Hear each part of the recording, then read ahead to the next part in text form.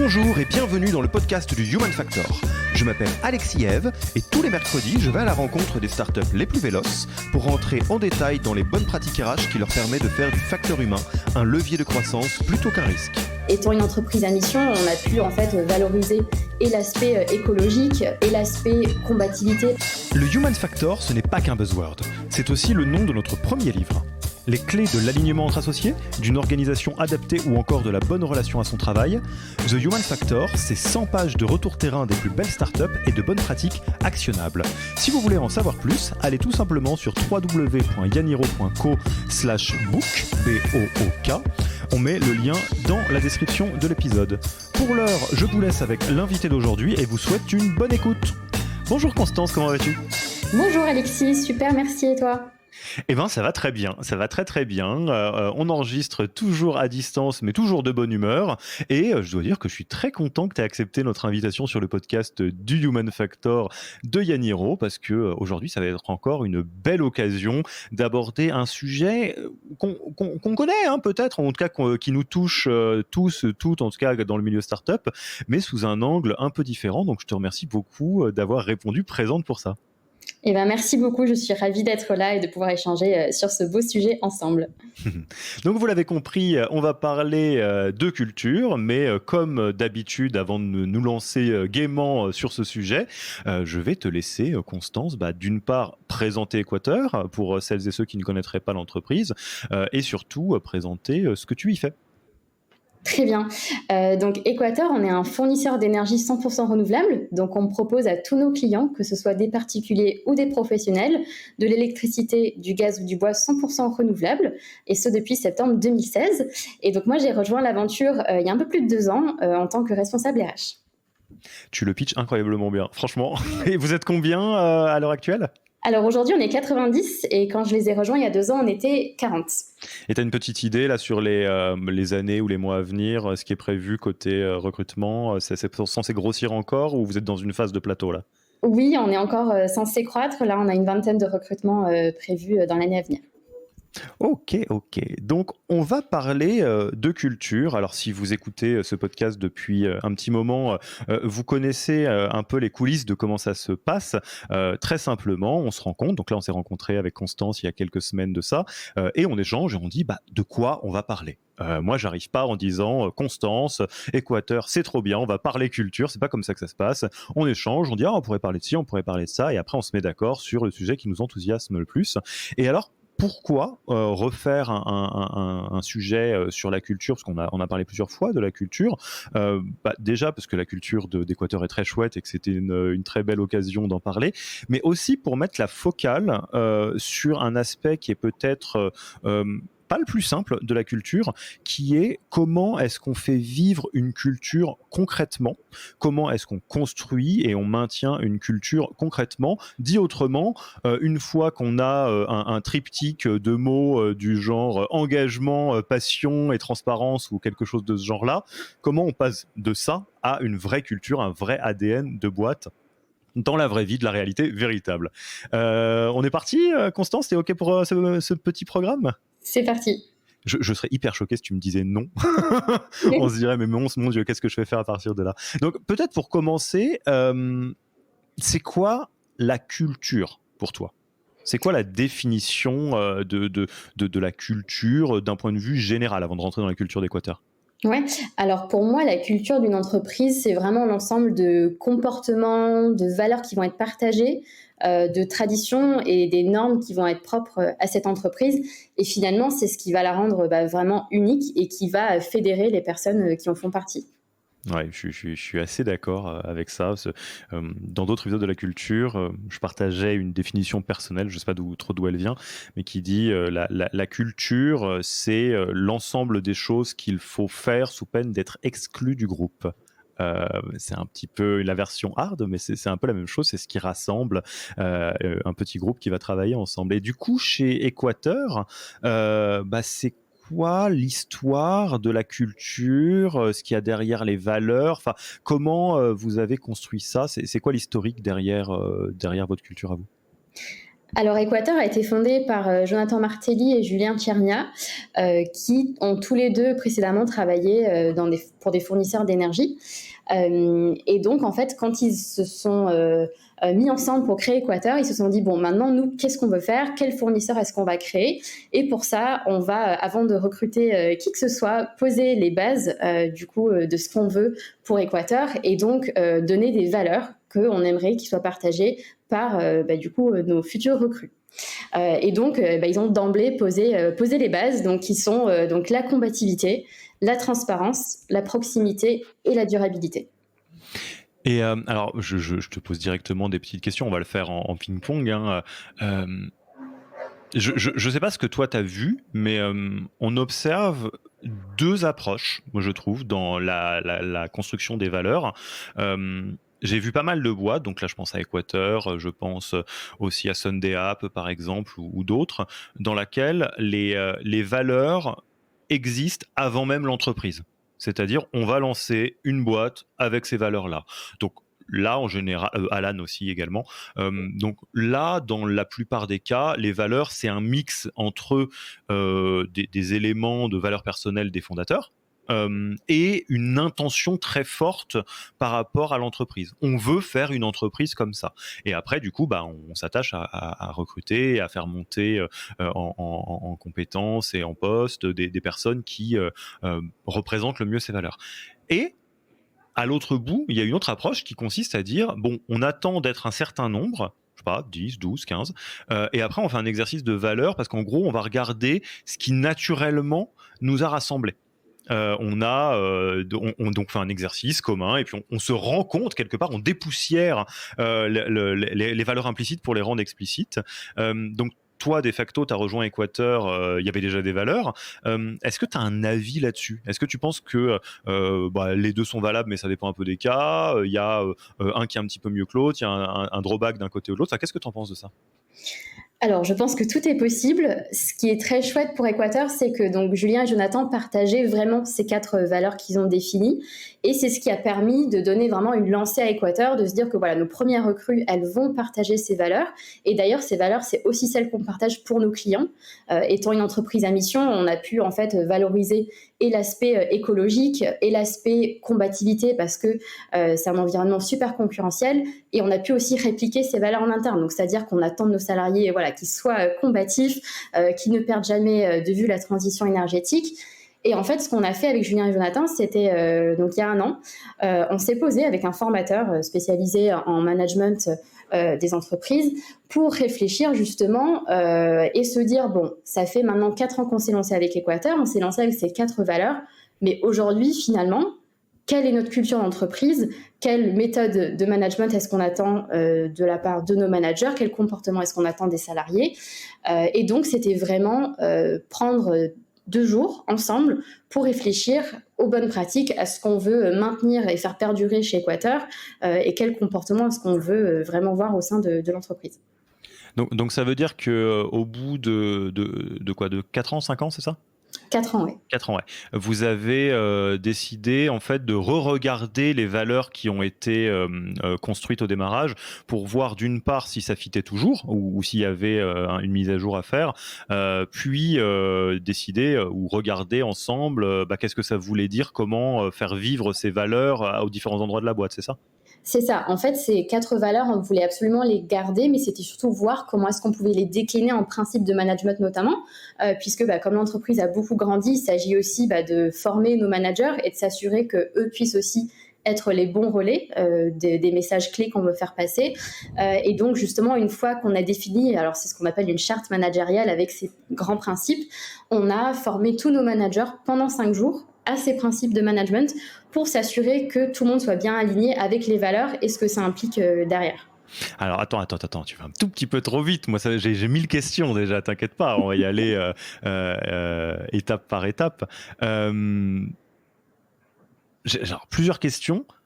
Je vais être un peu taquin, mais c'est pour essayer de faire ressortir les choses. Du coup, si vous avez travaillé plus précisément sur la mise en place d'une charte et donc de qu'est-ce que ces valeurs sous-tendent, entre 0 et 4 ans, les valeurs, elles avaient quelle utilité dans Équateur? comment elles étaient utilisées, je dirais? Alors, les valeurs, elles ont d'abord été utilisées pour définir notre marque d'Équateur et ce que nous, on voulait proposer à nos clients. D'accord, donc du Et branding quelque part. exactement. Et ces valeurs, en fait, on veut qu'elles soient répliquées en interne et que nos salariés puissent vivre ces mêmes valeurs. Et donc, c'est pour ça que c'était utile pour nous de réfléchir avec un formateur pour se dire, finalement, comment est-ce que concrètement, on peut définir et faire vivre ces valeurs chez Équateur. Ok. Donc, peut-être avant d'aller plus loin là-dessus, ça serait bien de donner un peu de corps à ces valeurs parce que ça va nous servir quand on va aller plus loin. Donc déjà, combativité, durabilité, transparence, proximité. Ouais. Comment sont très concrètement structurées ces valeurs, j'allais dire, d'un point de vue charte de valeurs? Est-ce qu'il y a une petite phrase où c'est juste un mot? Est-ce qu'il y a derrière chaque phrase 3 exemples de comment ça se manifeste au quotidien, un exemple de comment ne pas tordre cette valeur? Enfin, s'il y a une charte des valeurs, un value book ou je ne sais pas quoi, à quoi il ressemble concrètement? Ok. Alors, la charte managériale Alors qu'on pas a la définie. managériale, hein, celle des valeurs pures et dures. Il y a quelque chose on va venir sur la charte managériale. Ok. Non, les valeurs, elles sont pas inscrites dans une charte. Par contre, elles vont apparaître en fait dans tous les comportements qu'on attend chez Équateur. D'accord. Mais et donc dans le document, je sais pas, d'onboarding ou un truc comme ça, je sais pas, il va y avoir combativité, transparence, proximité, durabilité, et un petit slogan ou une petite phrase qui va avec. Je suis très détaillé, hein, mais parce que en ce moment, je me pose la question de comment font les différentes boîtes là-dessus. Il y a pas Ok. de piège. Non, non, non. Alors en fait, nos valeurs, on va en parler donc à plusieurs endroits. Donc ça va d'abord être dans tout le parcours de recrutement, donc ne serait-ce que quand on communique sur nos pages Welcome to the Jungle, même dans les annonces de recrutement, on parle de nos valeurs. Ensuite, le premier entretien pour nos candidats, ça va être un entretien RH où justement on va revenir sur ces valeurs et on va poser des questions en lien avec ces valeurs. Et puis, une fois qu'on va intégrer les candidats, ce sera aussi tout au long de l'onboarding. On a notamment des formations d'intégration qui sont dispensées par nos fondateurs, Julien et Jonathan. Et à ce moment-là, ils vont également revenir sur les valeurs et l'histoire d'Équateur. Ok. Donc, je te laisse nous raconter la partie charte managériale, principe de management. Ce que je comprends, moi, de la manière dont les startups s'emparent de cet outil, c'est que les chartes managériales, les management books, les principes de management, c'est en fait une manière de construire des rôles managériaux sur mesure avec la culture de la boîte, parce que forcément, les managers sont très, très, très fortement connectés à la culture. Donc, vous l'avez fait pourquoi? Et pareil, du coup, même question, à quoi ça ressemble concrètement? En fait, c'est exactement ce que tu viens de dire. Alors déjà, on avait le besoin de former nos managers pour la première fois.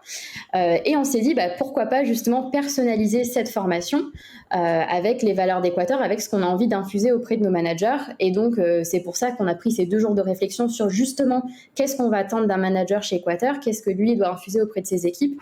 Et c'est pour ça qu'on a mis en place cette formation-là ensuite. Hmm.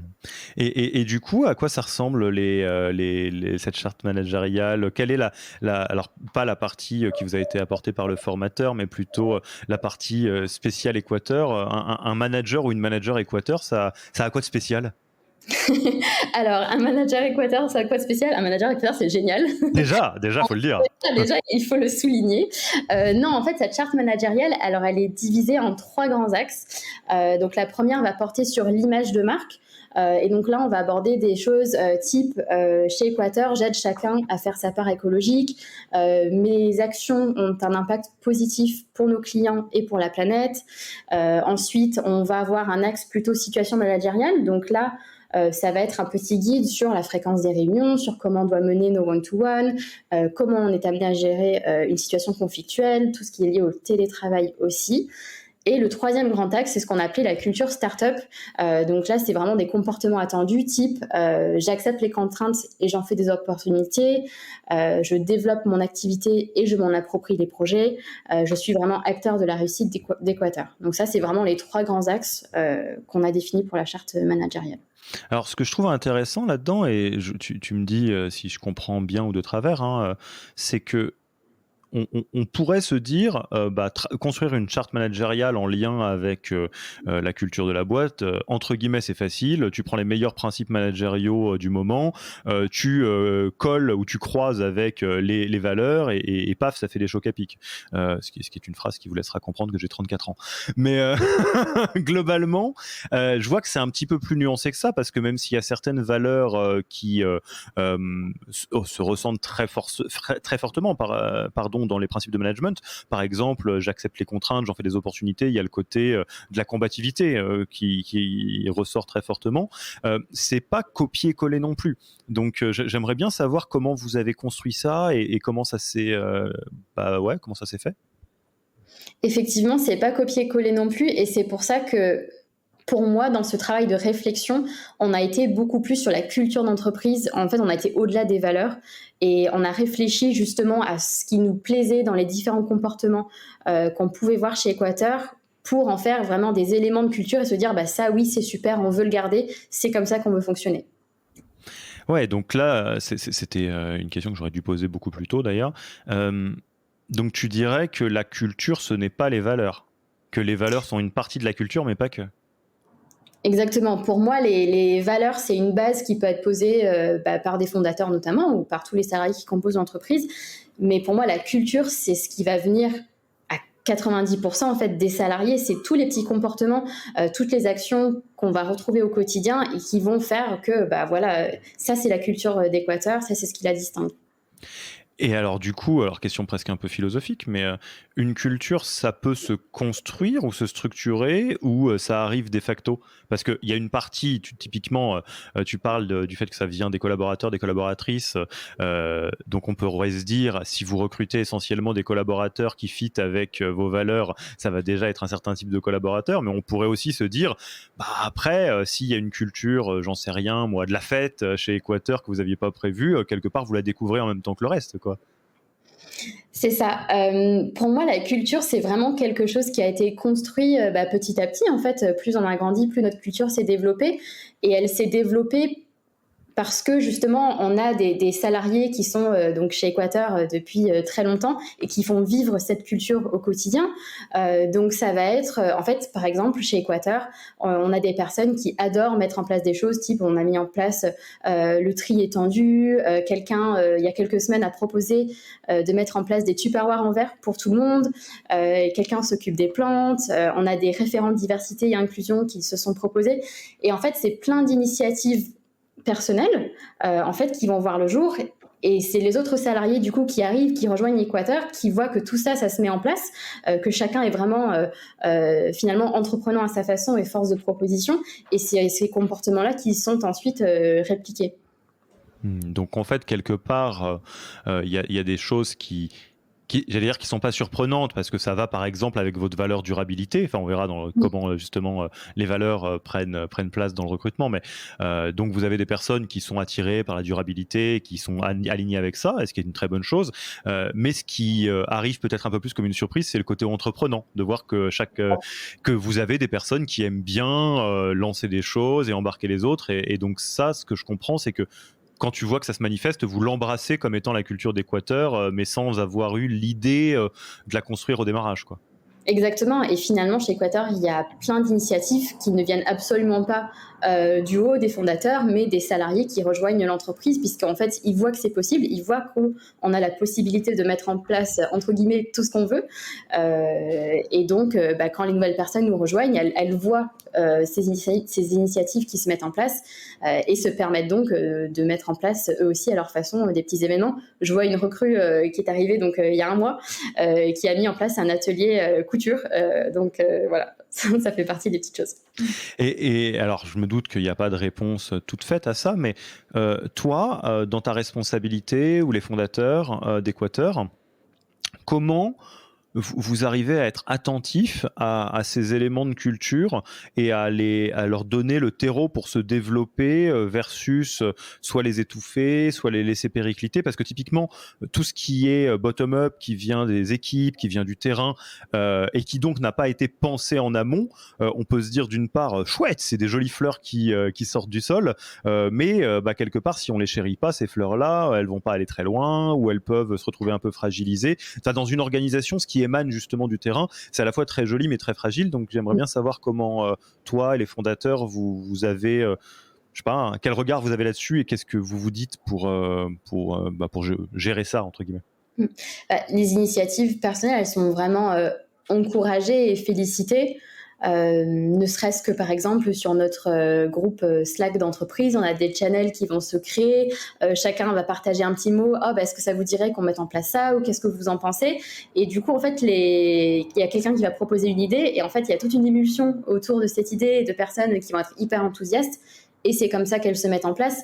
Et j'ai jamais vu une seule action chez Equator être bloquée ni par le service RH ni par les fondateurs parce qu'en fait ce sont des actions qui sont totalement en lien avec nos valeurs. Ouais, c'était pas prévu au programme, mais c'est cohérent, donc C'est ça. encouragé. Ok. Et peut-être pour aller jusqu'au bout de la partie management, du coup concrètement, ça veut dire que vos managers ont été formés à la fois aux bonnes pratiques managériales, ce qui est une très bonne chose. Yaniro approved, on est d'accord, faut faire ce genre de choses. Et en plus à des principes managériaux qui vous sont propres. Comment vous gérez les nouveaux managers? C'est-à-dire que tous les nouveaux managers vont passer par cette académie-là, quelque part? Alors, depuis cette formation, on a deux nouveaux managers qui nous ont rejoints. Donc là, on va leur présenter déjà dans un premier temps cette charte managériale. Et je pense qu'après, quand on aura un peu plus de managers qui vont nous rejoindre, ils seront bien évidemment formés comme l'ont été les premiers. Mais ce qui est super, c'est qu'aujourd'hui, voilà, on a cette charte qui définit que nous, du coup, maintenant, on est en mesure de transmettre. Et puis après, il y a évidemment l'accompagnement RH des managers qui est très fréquent. Et donc, on est là aussi pour les accompagner dans leur nouveau rôle. Et peut-être pour rester dans les manifestations concrètes des valeurs et de la culture, avant de passer sur un autre gros bloc qui est le recrutement, dans le management, est-ce qu'il y a quelque chose de conscient, point de vue culture, dans la manière dont vous gérez les carrières, par exemple? Est-ce que vous êtes, je sais pas moi, en entretien annuel de performance ou dans des personnes qui veulent justement devenir manager? Est-ce que vous avez quelque chose de l'ordre de, pas sur les valeurs, effectivement, tu es très, très, très représentatif de la culture et ça va être important parce que la boîte va grossir? Ou, je dis au hasard, hein, je sais pas du tout ce que vous faites, mais justement, ça me rend curieux. Alors, je pense qu'aujourd'hui, c'est assez inconscient. C'est-à-dire que finalement, chez Equator, on a permis à beaucoup de personnes d'évoluer, de prendre des postes totalement différents. On a nos premiers chefs de projet à l'informatique qui sont aujourd'hui responsables de la communication ou responsables du lab d'innovation.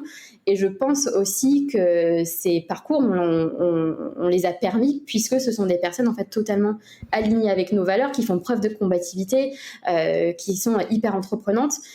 Et donc, on a permis ces parcours-là. Et donc, aujourd'hui, je pense que c'est assez inconscient. C'est peut-être quelque chose, d'ailleurs, sur lequel on devrait travailler et formaliser dans nos entretiens annuels. Mais c'est clairement des comportements qu'on va rechercher pour les personnes qui cherchent, on va dire, à changer un petit peu de parcours. Peut-être quelque chose qui aura de la valeur quand la boîte va encore grossir de quelques crans, où ça sera mieux de le formaliser, comme vous C'est ça, l'avez fait encore un nouveau projet. pour les principes managériaux. Très très cool. Avant qu'on passe au recrutement, tu vois autre chose que tu veux me partager sur la partie management en lien avec la culture, enfin justement la manifestation concrète de la culture dans le management, ou on passe direct au chapitre recrutement? Pour moi aussi, cette partie management, alors chez Equator, elle va beaucoup passer par le présentiel en fait. Bien évidemment, on a du télétravail chez Equator, mais toutes ces initiatives, finalement, si on n'est pas présent, c'est assez compliqué de les percevoir et de les vivre. Et donc c'est pour ça que, avec ces 2 ans de Covid et ces périodes de télétravail, on a souhaité aussi que nos salariés puissent revenir pour justement vivre cette culture, s'en imprégner et se l'approprier finalement, que eux aussi puissent devenir vraiment acteurs de notre vie d'entreprise. Et alors ça me pose question dans le sens positif du terme. C'est est-ce que une culture, enfin, je peux prendre l'exemple d'Équateur, je vais pas te demander de connaître toutes les cultures évidemment, mais est-ce qu'une culture va dicter, entre guillemets, une manière de travailler? Est-ce qu'on pourrait dire, chez Équateur, il y a une culture qui n'est pas particulièrement compatible avec le 100% télétravail, le 100% remote. Donc, bien évidemment, on fait du remote parce qu'on en voit la valeur, mais on a aussi du présentiel parce que ça va avec notre culture. Est-ce que tu crois que justement, une des manifestations concrètes de la culture peut être la manière de travailler? Complètement. Et je pense d'ailleurs que la culture d'Équateur nécessite d'être de temps en temps sur place, de la vivre pour en fait se sentir pleinement appartenir au groupe, appartenir au projet d'entreprise, ce qui est à mon sens en fait beaucoup plus compliqué à distance. Et je suis la première bonne personne pour en parler puisque moi j'ai commencé chez Équateur 2 semaines après le début du premier confinement. J'ai fait mes 2 premiers mois à distance et pour moi cette culture elle était très difficile à percevoir et c'est qu'au moment où je suis arrivée au bureau que j'ai pu la vivre, que je me suis rendu compte à quel point finalement c'était important d'être sur place et au contact de ses collègues, de Julien et Jonathan. Ok, ok. Donc là, à date, ce que je garde, c'est la culture, ça se manifeste par les valeurs, déjà, un socle que la plupart des gens connaissent, qu'on peut faire au début ou en cours de route, ça dépend un petit peu. Ça évolue après sous la forme d'une charte managériale, ou en tout cas ça peut, qui n'est pas un copier-coller des valeurs appliquées au management, mais une version, on va dire, inspirée des valeurs et des bonnes pratiques de management. Ça peut jouer un rôle sur les trajectoires de carrière, ainsi que sur la manière de travailler. Alors maintenant, passons au recrutement.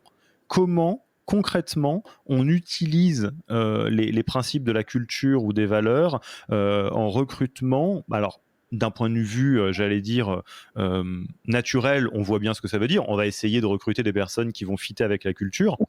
Mais concrètement, comment on fait ça? Alors, du coup, ce qu'on a fait chez Quater, c'est qu'on a mis en place des entretiens structurés déjà. Donc, tous les candidats passent les mêmes entretiens. Et dans ces entretiens structurés, en fait, on a défini des questions par valeur, par élément de culture qu'on souhaite du coup vérifier lors du premier entretien, qui est l'entretien RH. Et donc, nos candidats vont forcément avoir des questions sur la combativité, sur la transparence, sur l'écologie, sur le fait d'être force de proposition. Ça, ce sont vraiment des questions intégrées aux entretiens. Tu peux m'en donner une? Là, allez, je suis en entretien de recrutement avec toi, on découvre, je veux avoir un poste chouette chez vous. C'est quoi à quoi ça peut ressembler une question sur la combativité, sur la transparence? Alors, ça va être par exemple, est-ce que vous pouvez me parler d'un projet que vous avez mené, vous avez eu plusieurs obstacles, difficultés rencontrés et comment vous avez fait pour les surmonter? Ok, très cool. Je vais pas le faire là, mais et après, toi, tu peux, ou la personne en charge, voir à quel point c'est de la combativité au sens où vous l'entendez ou pas, par exemple. Exactement. Après, on va essayer de pousser le candidat un petit peu dans ses retranchements pour voir à quel point il s'est battu, justement, pour mettre en place ce qu'il voulait. Ok, donc ouais, donc c'est les premiers entretiens. C'est rigolo, il y a pas mal de boîtes qui vont mettre les entretiens dits de culture fit à la fin et vous les mettez tout au début. C'est ça, parce que pour nous, un candidat qui a des compétences techniques incroyables, mais qui par contre n'est pas aligné avec notre culture, ça va pas le faire. Ok. Ça revient à d'autres moments du process de recrutement ou du coup c'est vraiment le point d'entrée et go quoi? Alors, c'est vraiment le point d'entrée. Ensuite, chez Équateur, on a généralement une deuxième étape qui va être l'entretien technique avec le manager. Et puis, une dernière étape, donc soit avec son N+2, soit directement avec l'un des fondateurs, Julien ou Jonathan. Et à ce moment-là, il y aura forcément une petite vérification, on va dire, des éléments de culture. Mais c'est vraiment essentiellement au premier entretien qu'on valide ces éléments de culture-là. Et alors du coup, ça on avance dans le recrutement et on rentre dans la phase d'onboarding. Quel rôle ou quelle manifestation concrète de votre culture et de vos valeurs dans la phase d'onboarding? Alors, dans l'onboarding, on va avoir déjà les formations d'intégration qu'ont tous les nouveaux salariés qui sont dispensées toujours par Julien et Jonathan, nos fondateurs. Et donc, ils vont porter sur Équateur, alors sur le marché de l'énergie, mais aussi notre histoire et nos valeurs. Donc, on va déjà avoir ces 2 formations de 2 heures. Ensuite, on a nos fondateurs qui sont dans l'open space avec nous. Donc, voilà, c'est vrai que ça fait souvent assez bizarre à nos nouvelles recrues de remarquer que ils se baladent les premiers jours dans l'open space et puis il y a Julien et Jonathan qui sont là avec nous. Donc, ça rejoint aussi ce côté transparence, proximité, c'est-à-dire que chez Équateur, la hiérarchie est très peu marquée.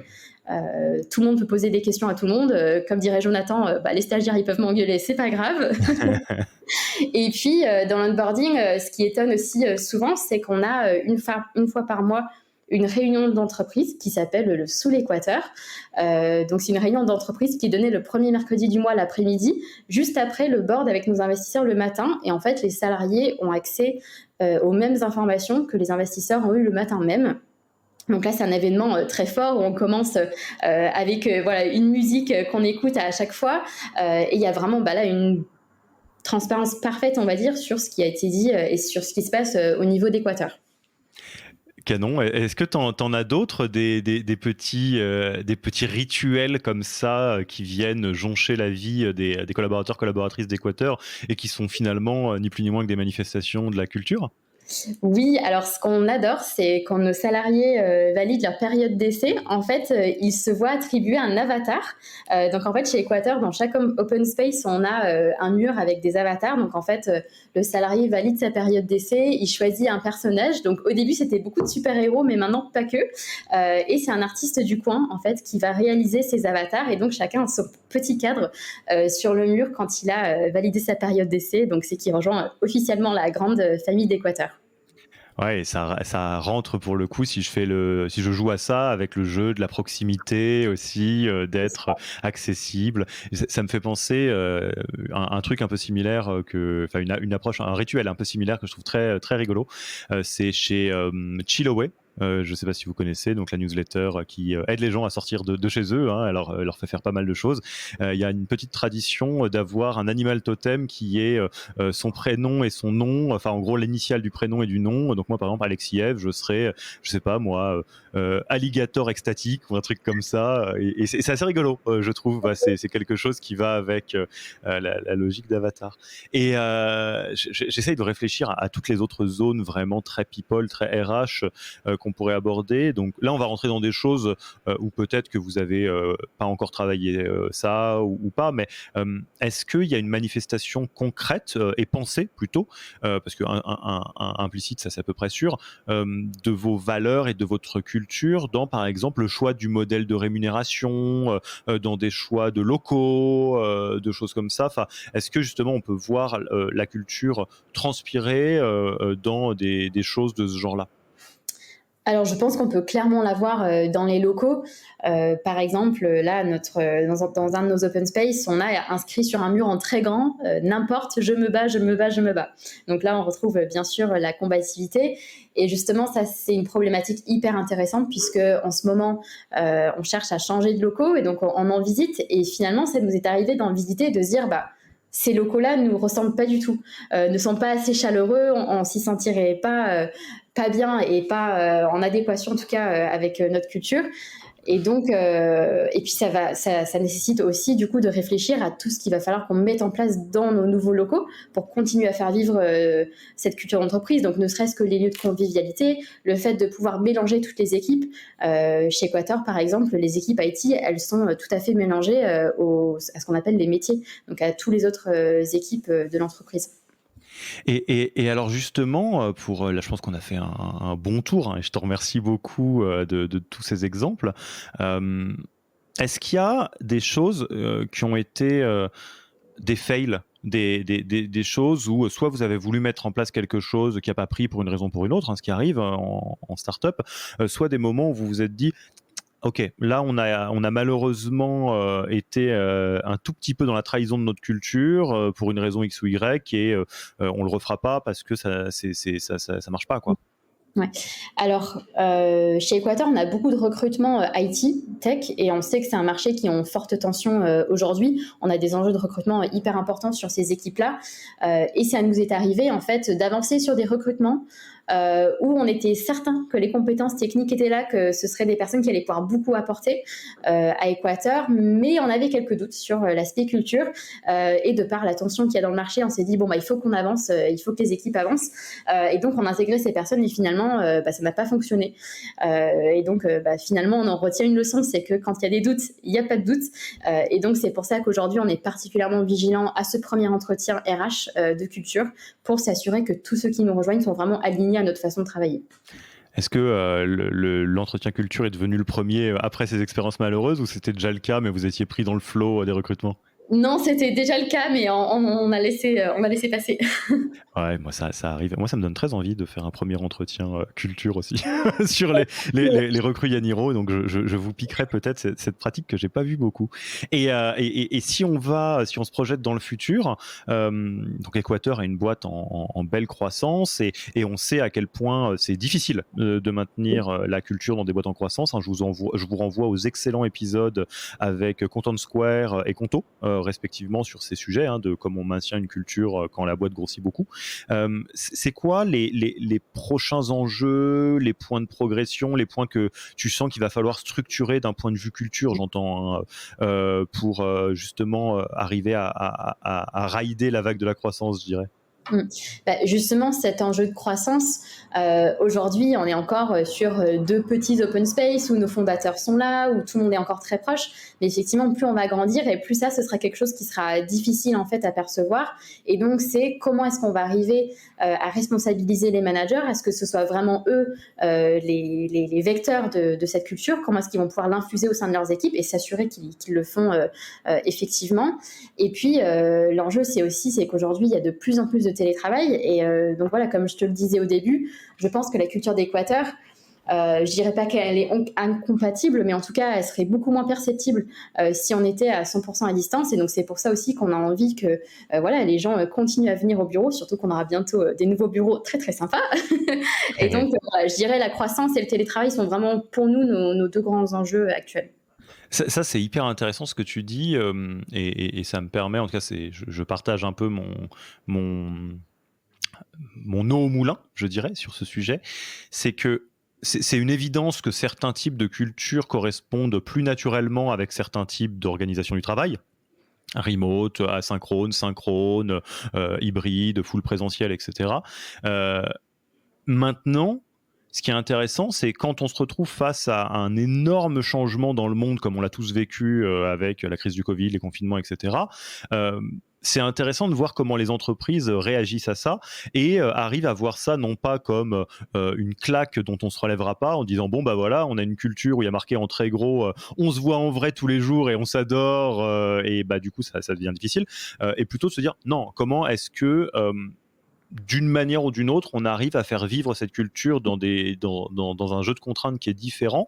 Ça ne veut pas dire que si on peut faire autrement, on va pas plutôt préférer un modèle hybride, mais ça veut dire que ça peut être un travail de Rubik's Cube, presque, de faire tourner le truc en se disant comment on y arrive en remote, parce qu'on doit être capable d'y arriver, ce qui implique d'autres rituels, d'autres éléments, etc. quoi.